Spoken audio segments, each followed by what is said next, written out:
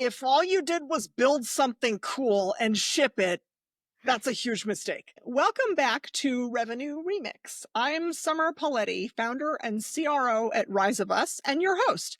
Today, I am joined by Nithya Subramaniam, a senior product designer and strategist at Clarity AI, where she helps design AI-powered solutions for enterprise companies by turning complex business transformation workflows into seamless human-centered experiences.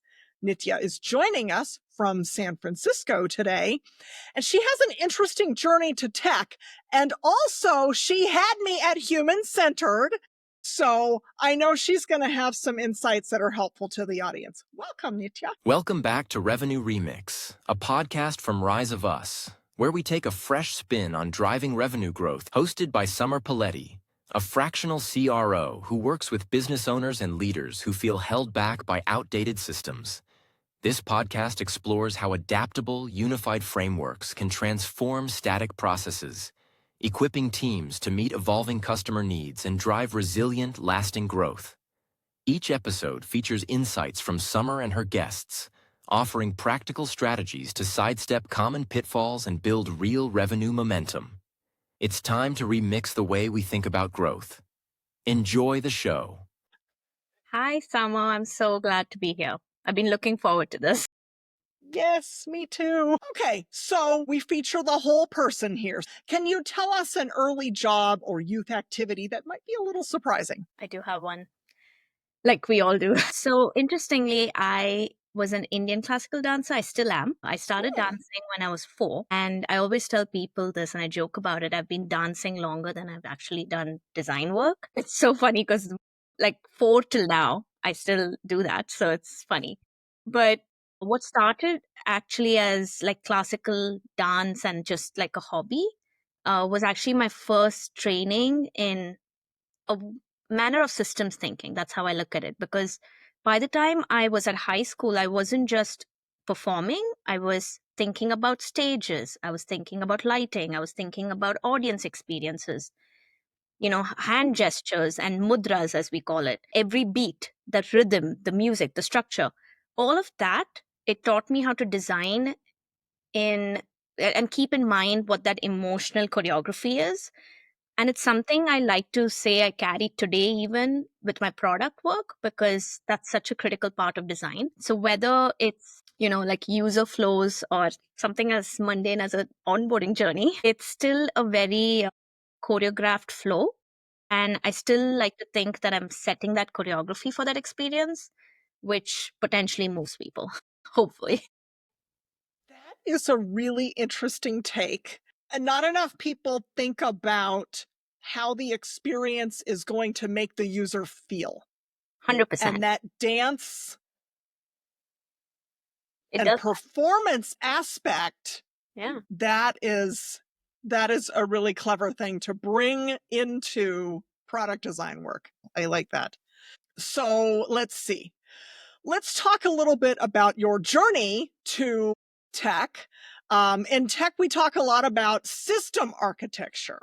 And I know that you have a background in actual architecture. So in addition to the dance, how has that helped in the work that you do now? And I get, I get this question a lot, not just from people I work with, but like people even in passing, right? And they always ask me, like, how did you make that move? I think the way I like to look at it is architecture trained me right from the get-go to think in systems. Because you're not just designing the building, you're actually designing how people move through that space, what they feel when they enter the room, whether there's going to be confusion or any form of friction for that user, what that looks like, how do they mitigate in that point. And I think in tech, what I've realized is I apply that very same mindset to how we solve it for digital spaces. And it's not about those wireframes at that point. It's not about a flow. It's the emotion. It's the trust that I build with the user. And we've been doing that in architecture right at the beginning. So I think it's allowed me to hone in that skill in ways I didn't see I would, which I actually love. I love about the work I do today because it translated so beautifully from architecture to product. It sounds like it. I'm not a programmer at all. But from the sales side, I've always had a challenge with the tech team not getting that bit that you just talked about. Like, here's the system, it does this thing. It's like, well, this is clunky. This frustrates people. Well, but it gets the thing done. All they have to do is like, no, you don't understand that. Like, Yeah, exactly. And I think even in the sales side, and correct me if you're wrong, like in marketing sales, I think y'all see the emotion, you see a different side of the emotions. It's not like y'all don't, but it's a different side of it.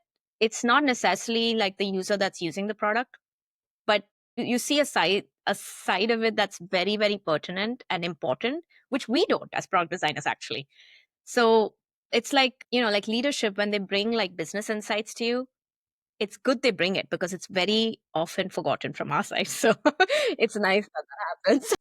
yes. And then you brought it seamlessly flow into the next question that I had for you. So, what do product teams miss when they focus too heavily on feedback from the C suite or executives instead of those end users? Yeah, I think I want to believe that it doesn't happen as much today, but if it happens, it's the fact that they miss the heartbeat. And by heartbeat, I mean leadership and C-suite. They give feedback, and that's sometimes very directional, as it should be, of course, because it tells you where this business wants to go, and that's wonderful, right? Like someone needs to tell us that.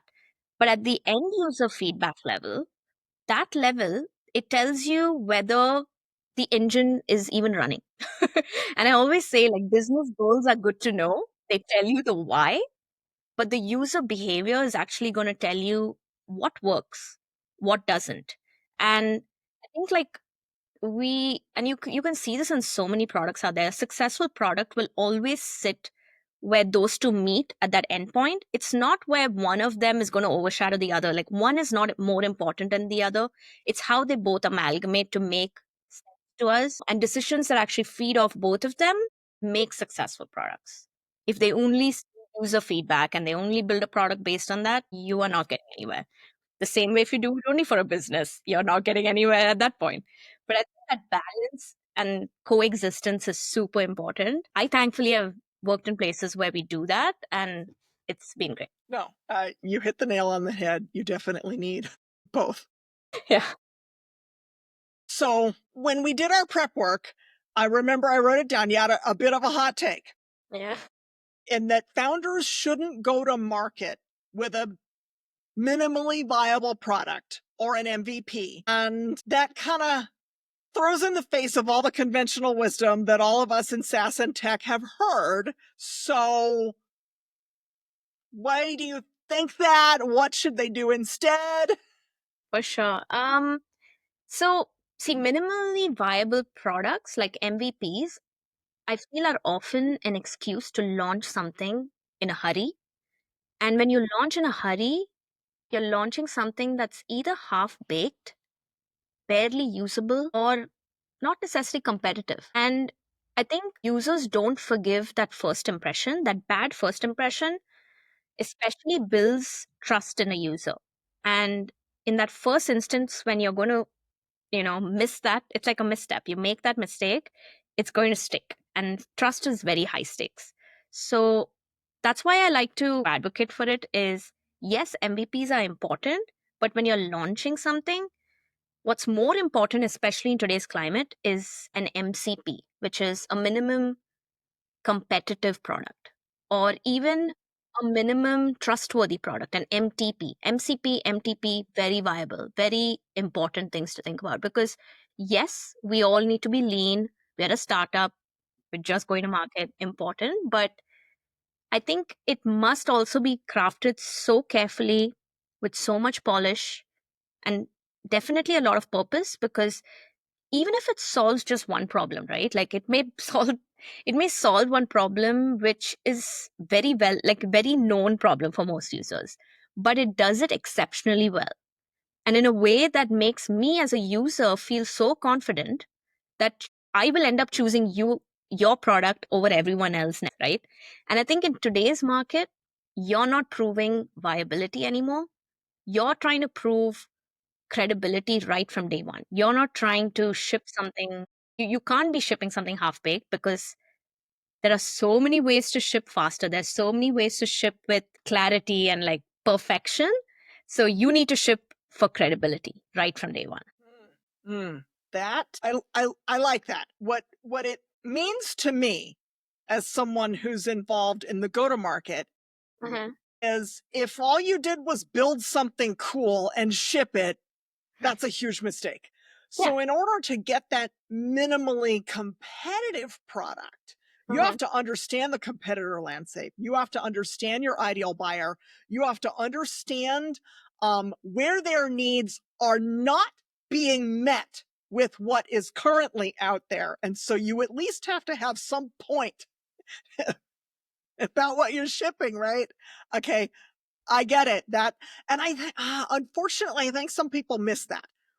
I was just talking to a successful founder today. She's exited 2 or 3 times and she just keeps building new stuff. And she was like, oh, the way I built it, it wasn't sexy. I didn't wake up with a dream and think about this really cool thing. I just asked my customer, and it was just, our American dream is a disservice to us. Like, oh, think of this $1 million idea and all this. It's like, but what if no one cares? What if you're solving something that no one cares about, or you're doing something that somebody else is already doing good enough? So why would they buy it from you? Exactly. I like that. So then let's pretend you went into a messy product kickoff. What is the first question that you ask the team in order to get down to like what is really going on? Nice. Yeah, this happens. And I don't think it's a problem. I actually think it brings out the best in product strategy. Like mess is where all the great ideas are. So I like to apply this to myself too, right? Because often I might have, like my mind will have so many ideas. It's hard to like tailor and align. So I like to always ask myself, but also people in my room. And we do this, and I like to think we do this more often during the product develop, like the feature development even, because you can go astray. So you always need to reel yourself back and remind yourself, who is this for? What do they need? And if we can't define that in 30 seconds or less, then that forces the need for clarity. That forces the need that we all put our heads together and figure it out. Because if we can't answer that quickly and clearly, we are definitely not aligned. And no amount of ticket filing, Jira tickets, or bug bashes, nothing's going to save us. I think making sure we all know the purpose of what we're building and why we're solving that problem is extremely critical, not just at a product level, but for everyone who's involved, even engineers. Like having them all involved at that level is one, it gives them all ownership and it makes them excited about it, as excited as you are. So it's good to have everyone involved. But yeah, it helps product always. Yeah. So who are we building it for? Why do they need it? Need in 30 seconds. One of my hot button items is that alignment. I mean, if you've got the product team thinking that they built the tool for this purpose, but then the sales team is out there saying a whole different thing, they can't be 2 ships passing in the night. There needs to be alignment across the organization. Like, who are you serving? Why do they need this? What does it do for them? So important. And I think a lot of times it's missed. Like, we talk a lot about sales and marketing alignment, right? But I'm here to say everybody needs to know. 100%. 100%. Like, and I think that's the great part about technology. Like it's so easy to level the playing field in a team, like especially when everyone's building one feature. There's everyone's involved, everyone is in the kitchen.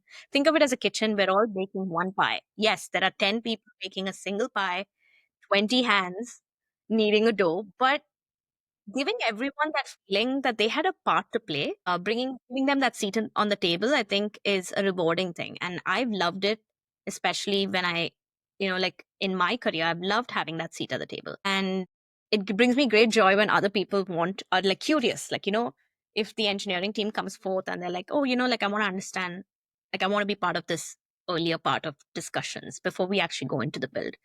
It gives me so much joy to know that. I love it. Like, I don't want to gatekeep anything. No one should gatekeep anything.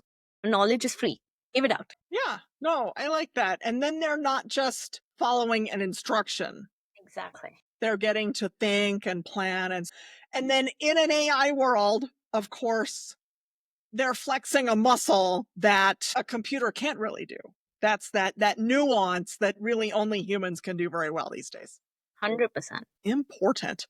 Okay, we're going to pause for a break from my sponsor, but stick around because after the break, Nithya is going to talk about accessibility and tech. We're going to talk a little bit more about that AI hype, and then she has a remix tip for you. Summer Poletti of Rise of Us helps her clients transform by building adaptable, customer-focused sales systems that replace outdated models. With these new frameworks, their teams can respond quickly to evolving customer needs, reduce friction, and work as one cohesive unit. This shift equips them with the tools to drive consistent growth, lowering churn, and creating lasting customer relationships. As a result, they achieve sustainable revenue growth that positions them ahead of competitors and prepared for future challenges. Together, you and Summer will create a foundation that not only meets today's demands, but supports long-term success. All right. Well, welcome back. Let's get to it. So, Nithya, we met through Women X AI. I have their bracelets on, so it feels appropriate to talk about that community. You're like me and you work with AI, but it's not necessarily the center of everything you do. Can you talk a little bit about that and why it's important right now? 100%. So the way I like to use AI is I use it as a material, not necessarily as a mission to reach. Like it's like check the box. No, it's not that. It's a material for me to succeed, do things faster, do things better. And it's like how in architecture we have light, right? Like light is powerful when used well. It's blinding when it's overdone. So I think AI is just like that. It's very easy to overdo it.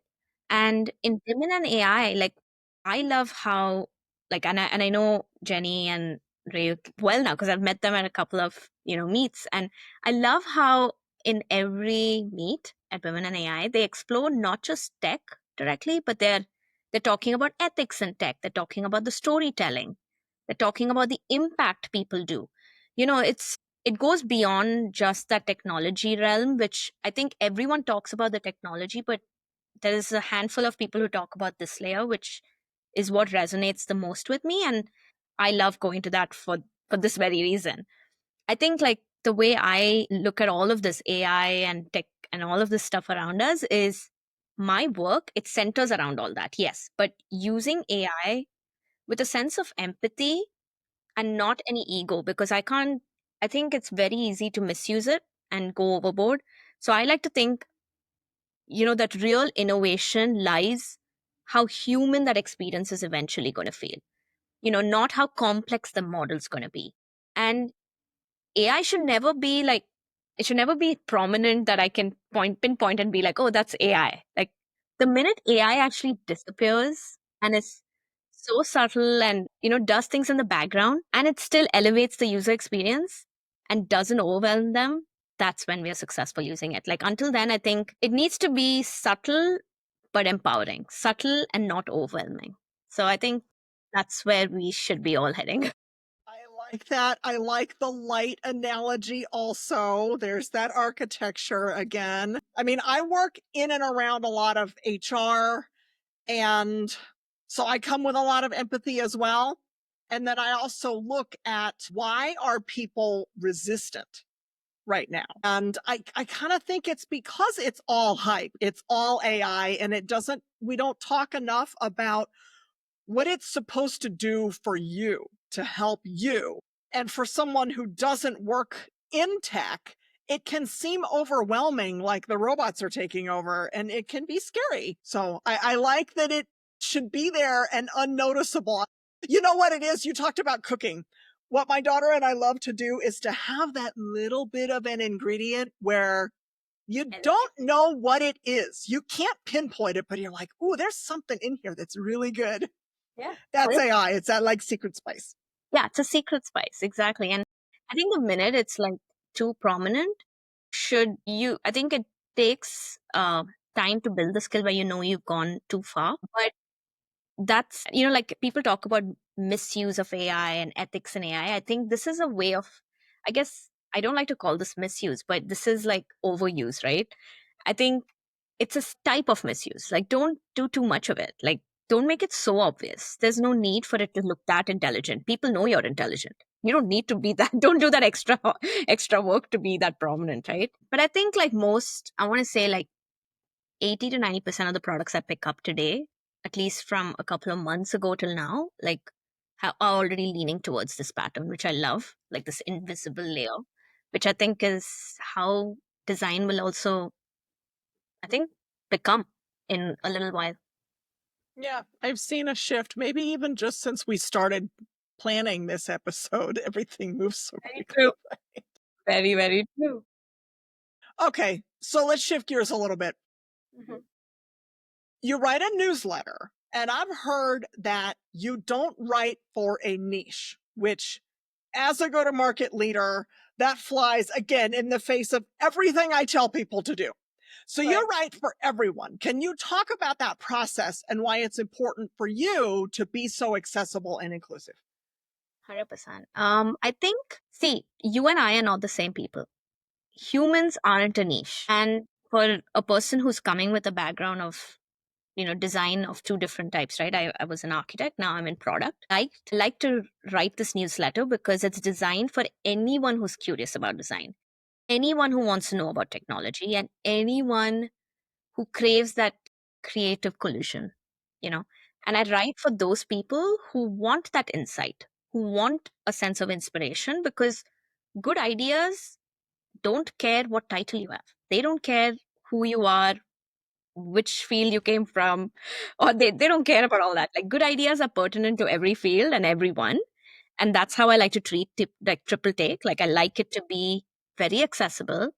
And I also like it to be like a little like, for people who aren't necessarily even doing design or even caring about design, it's still a sense of inspiration or knowledge, like an insight into it. So it's basically a newsletter for everyone. You don't need to have scholarly articles, or you don't need to have read like any scholarly articles to read triple take, but it's, I hope you all like it. So please go read it. It sounds like it's for anybody who's curious. 100%. I do think it is important to communicate, especially in business, using just real language that people use. And I actually, this is funny, I had this conversation with, now I'm getting into marketing and things like that, just because that's the world I live in. But we were talking about how with the AI tools and the Gen AI tools, you as marketers or as business people, or whoever's writing about the product, you have to start writing about it in the way that human beings talk. Because they're going to go to their GPT and they're going to ask, I need a product that does this. And they're not going to talk about LLM. They're not going to use all these tech words that's all over your website. So I think we're going to kind of see a shift where people are just going to start talking like real people again. Oh, yeah. I can already see that. I feel like sometimes I do that. If that is, and I know this, I did this a couple of months ago when, like, if it was something I didn't know that was so technically heavy, but I still had an itch to find out and, at least know briefly what that is about. I often do this. I'll always put a PDF or a paper into Notebook LLM, like to Notebook LLM, like the app. And I'll be like, please dumb it down, tell it to me in like 15 minutes, and make it fun. Make it fun. I like that. Because what's going to stick is if it was funny and it was good. Yes.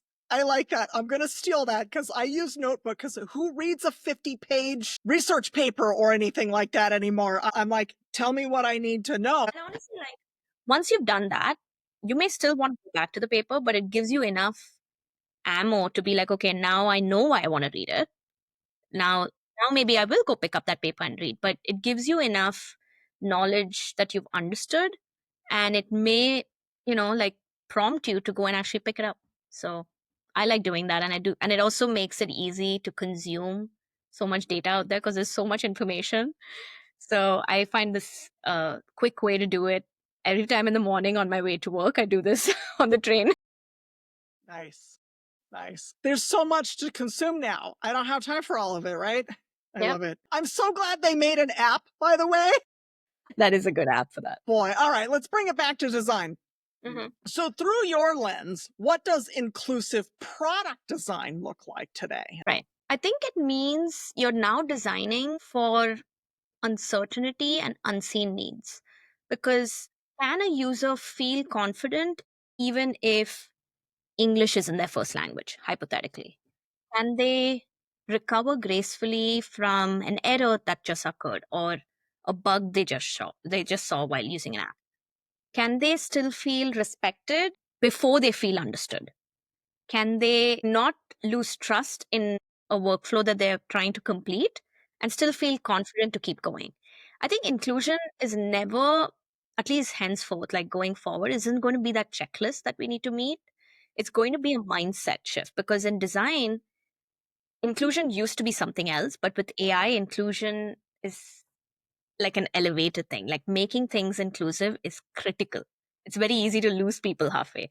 So this is where that invisible UX and that concept of invisible UX can help elevate any experience, and it will also level the playing field for anyone coming to it, right? Like whether I'm a product person or a salesperson or a marketing person, anyone using or testing a product, invisible UX should feel the same for all of us. Like that playing field should always be the same. Just because I'm a UX designer, it shouldn't feel a little different because I know my way around.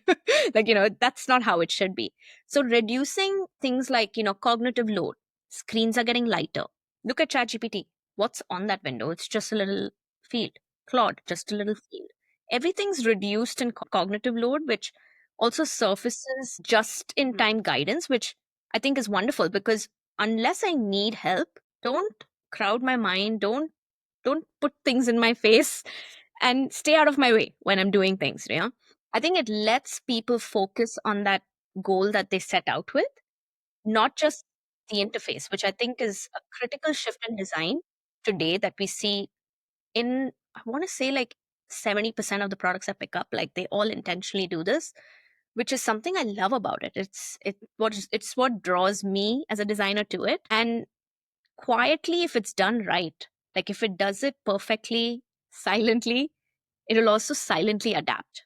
It will have abilities that you'll see. It will work in the background. It will have context without ever making the user feel othered or outside or not part of that flow. And I think that's going to be a shift in product and product strategy, product design.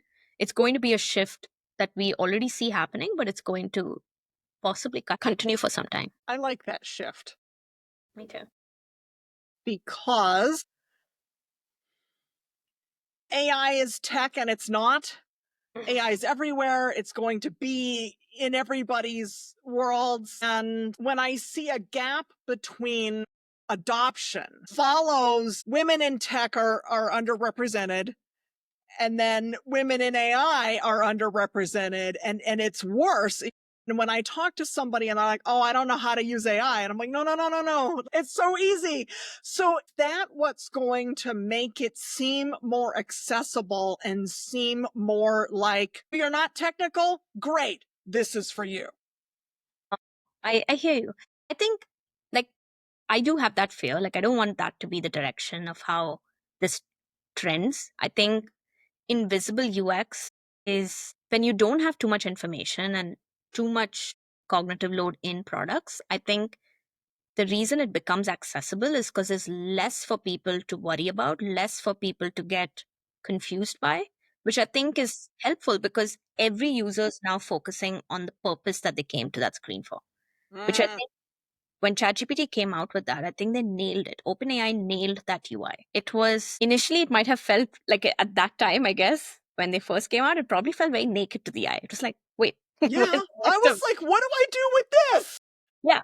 Like I think like when you started off, it probably felt extremely naked to the eye.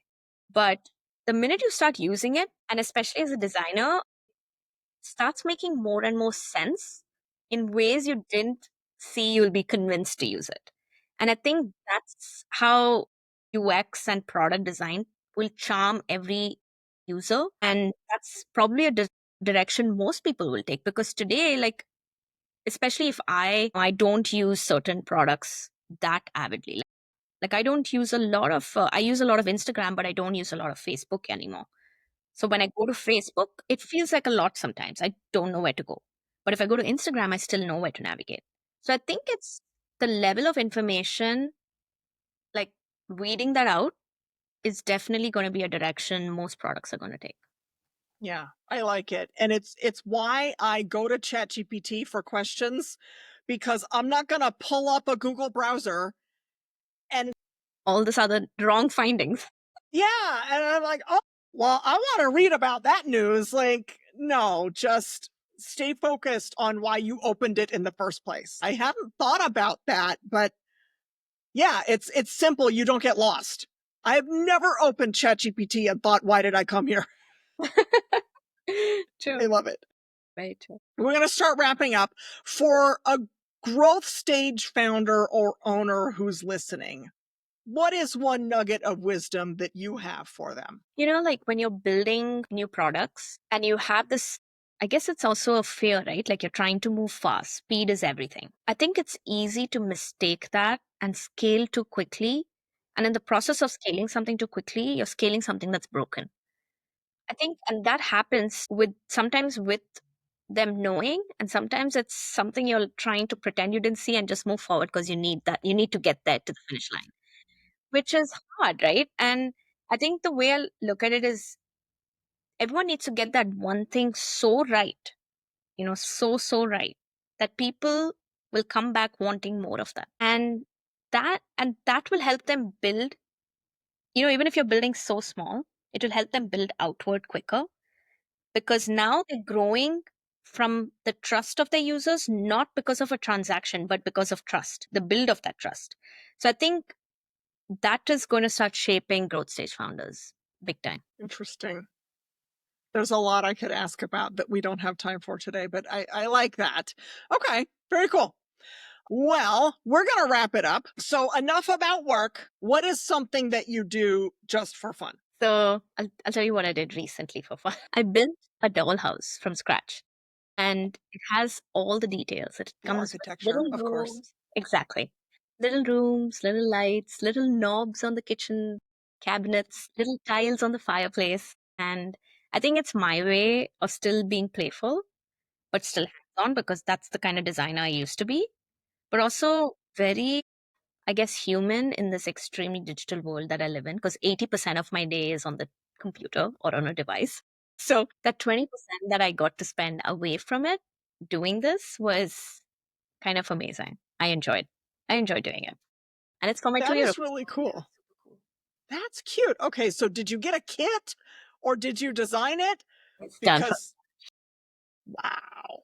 Okay, wow. Okay, so what is the dollhouse? What's the architecture period? Victorian. Nice. I mean, when you say dollhouse, that's what I picture. So my dad built us one when we were little, but it was a kid. Oh, got it. Wow, you Parents did thought it that all was from perfect. Mine scratch. has some flaws. It may have some scratch Wow. marks and scuff marks on the tiles. Okay, that is really cool. That's one of the most unique things that somebody has ever told me here. Usually my go-to is food. That's a nice hobby. So are you going to do it more? Like, Do another one because I have so many lessons learned from this one. Like this one has hmm, scalloped roofs, like scalloped tiled yeah, roofs. I'm gonna do one that maybe be a flat roof. Like I don't know. Maybe I'll try another one. I just don't know when it will happen, but I hope it happens soon. it's fun. That's a cool hobby to have. And then flat roof, that makes me think of like modern architecture.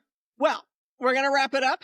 So what is the best way for the listeners to connect with you, to read that newsletter? For sure. You can connect with me on LinkedIn. I write even on Substack. The same newsletter gets posted in both places. It's where I share my work through my newsletter. It's called Triple Take. It's where I, of course, write very unfiltered takes on design, product, and any kind of design work. I also will be at a conference in the coming weeks. So please tune in if you do catch it. I'll be speaking on invisible design. So, yeah, it'll be very pertinent to what we talked about today. We'll link both LinkedIn and Substack. Okay, well, Nithya, thank you for joining me on Revenue Remix. And remember to subscribe on your favorite podcast platform and our YouTube channel for more insights and interviews. I appreciate the listen, and I will see you all next week.